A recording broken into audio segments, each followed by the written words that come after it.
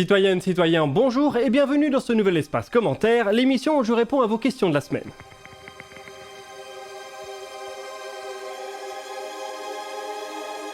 Cette semaine, on va commencer par une question de Thibaut sur la matière noire.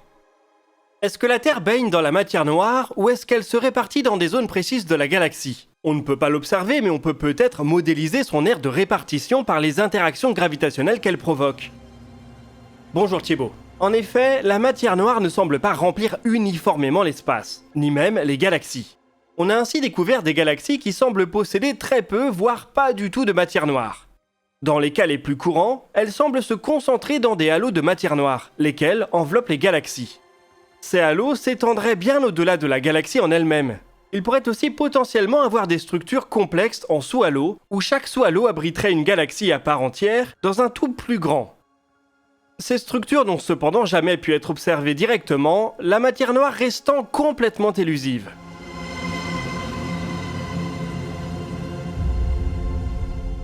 La forme des halos de matière noire fait aussi l'objet de recherches. Souvent décrits comme sphériques, ils pourraient en fait avoir une forme allongée, comme celle d'un œuf. Encore une fois, ce sont des prédictions qui sont pour le moment difficiles à confirmer. Il existe enfin des études qui tentent de caractériser la distribution de la matière noire au sein d'une galaxie comme la Voie lactée. Elle pourrait ainsi être plus dense au centre et plus diffuse sur les bords du halo. Ces prédictions reposent cependant sur des postulats quant à la nature de la matière noire. Tant qu'on ne sait pas sur quelles particules elle repose, tous les modèles sur son comportement sont des exercices d'imagination. Dans notre compréhension actuelle de l'univers, les halos jouent cependant un rôle central dans l'histoire de l'organisation de la matière. C'est eux qui ont eu l'influence gravitationnelle majeure qui a permis la formation des galaxies. D'une certaine manière, toute notre compréhension de l'organisation de la matière à grande échelle repose sur un phénomène qui n'a jamais été observé en dehors de ces effets gravitationnels.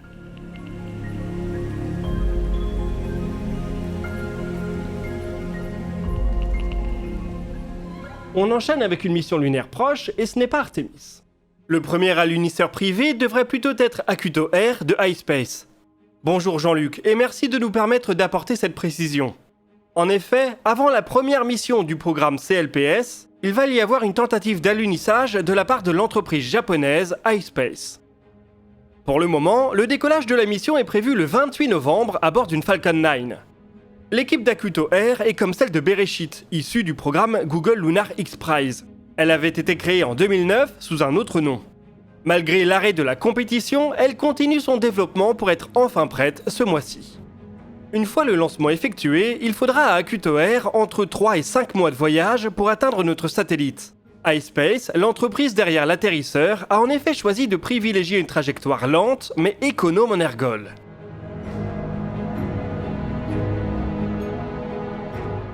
L'alunissage devrait donc se faire au printemps prochain, dans la région du cratère Atlas. Celui-ci se situe sur la face visible dans l'hémisphère nord. Le petit atterrisseur emportera avec lui plusieurs instruments, des démonstrations de technologie et 2 rovers, un fourni par la JAXA qui a la forme d'une petite balle, et l'autre fourni par les Émirats Arabes Unis, qui, après leur mission martienne Hope, pourront ainsi se vanter d'un joli pédigré spatial. Akuto Air est un petit atterrisseur et son alimentation en énergie repose sur des panneaux solaires. Il ne faut donc pas s'attendre à une mission de plus de 2 semaines. L'arrivée de la nuit lunaire en signera la fin. iSpace semble cependant pouvoir rapidement revenir à la charge. Une seconde mission est déjà prévue pour 2024. Elle comprend cette fois-ci un rover maison.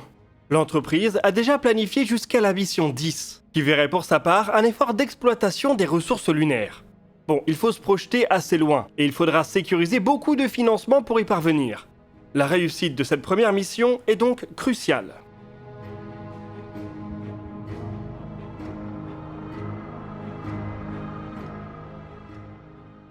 Allez, on part en direction d'une étoile monstrueuse avec la question de Megavolt. Pouvez-vous nous parler de Stephenson 218 de la constellation du bouclier ? Est-ce qu'il serait selon vous intéressant d'y braquer James Webb pour savoir si c'est effectivement l'étoile la plus grosse de l'univers visible avec ses 1,5 milliard de kilomètres ? Bonjour Megavolt de Gamezik. À 19 000 années-lumière de nous se trouve une étoile supergéante rouge assez remarquable, Stephenson 218. Elle peut en effet prétendre au titre de plus grande étoile connue, ce qui en ferait donc plutôt une hypergéante rouge. C'est une des étoiles les plus brillantes de la Voie lactée et son diamètre est estimé à plus de 2000 fois celui du Soleil. Si on la plaçait dans le système solaire, son enveloppe irait jusqu'à l'orbite de Saturne. Bon, sa taille exacte n'est pas connue avec précision. Elle dépend de sa distance, qui est difficile à évaluer exactement. Certaines études placent la barre à 18 000 années-lumière, d'autres plutôt à 20 000. L'incertitude est en fait beaucoup plus grande. L'estimation de sa distance repose en effet sur la supposition qu'elle appartient à un cluster d'étoiles proches d'elle dans le ciel. Mais elle pourrait en fait se trouver en avant-plan, ce qui signifierait qu'elle serait en réalité moins lumineuse et grande qu'estimée. Je ne saurais pas dire si James Webb permettra d'apporter plus de précision sur sa taille. L'étude de son mouvement propre est ce qui permet d'estimer si elle fait oui ou non partie de l'amas environnant, pas dit que ce soit effectivement une tâche pour le télescope. James Webb aidera peut-être à découvrir d'autres étoiles remarquables dans la Voie lactée. Malgré nos nombreux instruments d'observation, on est très loin de toutes les connaître. Le catalogue le plus complet, celui de Gaia, recense aux alentours d'1% des étoiles de la Voie lactée. Il y a donc probablement bien d'autres Stephenson 218 qui se cachent plus ou moins près de nous.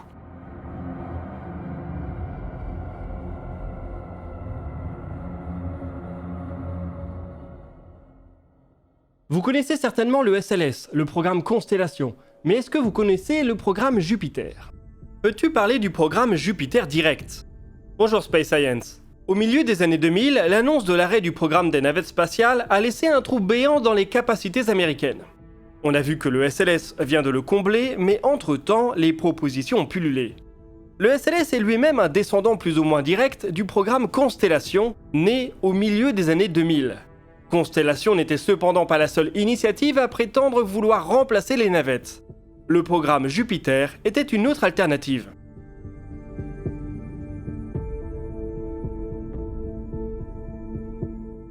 Comme pour le SLS, il visait à réemployer une bonne partie du hardware des navettes. Les quelques illustrations qui ont survécu ont ainsi une apparence presque familière. L'idée était de produire un lanceur ultra puissant, capable de ramener l'humanité sur la Lune et au-delà. Les différentes variantes de la fusée Jupiter étaient également pensées pour faciliter le développement. Constellation avait besoin de 2 lanceurs assez différents, Ares 1 et 5. Jupiter Direct pouvait se contenter d'un seul, disposant d'une certaine modularité. Cette fusée devait aussi exploiter des boosters à poudre à 4 segments, similaires à ceux qui équipaient la navette. Alors que Constellation et finalement le SLS ont nécessité le développement d'un nouveau booster à 5 segments.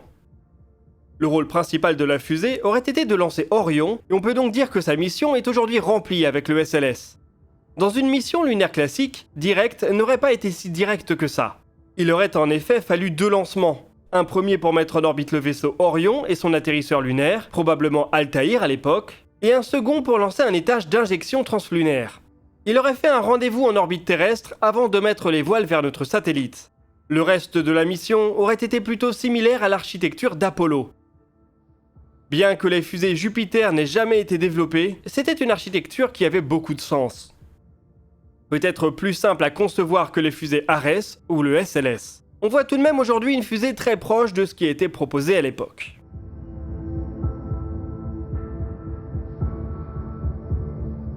On va terminer cet espace commentaire en parlant d'astronautes. Sait-on quels astronautes vont être dans la mission Artemis 2 ? Thomas Pesquet a-t-il une chance de participer à une de ces missions ? Bonjour Tom. Il va encore falloir attendre au moins 1 an et demi avant la mission Artemis 2. Comme elle sera habitée, elle va forcément être encore plus excitante que celle qui est déjà en cours. Personne ne posera le pied sur la Lune, mais ce petit équipage de 4 astronautes ira plus loin que n'importe qui depuis un demi-siècle. On ne connaît pas encore les 4 heureux élus, mais on sait déjà qu'il n'y aura pas d'Européens. La mission devrait être composée de 3 Américains et 1 Canadien. Les Européens entreront dans la danse un peu plus tard.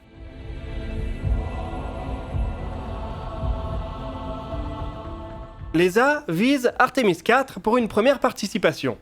Cette mission servira à installer le module iHab sur la Gateway, avant un petit tour à la surface de notre satellite. Là aussi, on ne connaît pas encore l'équipage, mais depuis mercredi dernier, on connaît tous les prétendants. Côté français, il y a donc bien évidemment Thomas Pesquet, mais également Sophie Adenau, qui vient d'intégrer le corps des astronautes européens et qui va démarrer son entraînement. Il y a encore un autre Français, Arnaud Prost, parmi les astronautes de réserve. La nouvelle promotion de l'ESA comporte en tout 17 membres qui représentent un bon panel des nationalités du continent. Côté francophonie, on peut également citer le belge Raphaël Liégeois, qui intègre directement les astronautes de carrière. Les membres de la réserve doivent pour leur part conserver leur emploi actuel et pourront éventuellement être appelés au gré des opportunités et des besoins de l'agence. Donc voilà, le nom du premier Européen qui ira sur la Lune fait partie du petit groupe d'anciens et nouveaux astronautes de l'ESA. Il nous reste cependant quelques années de spéculation avant d'être fixé.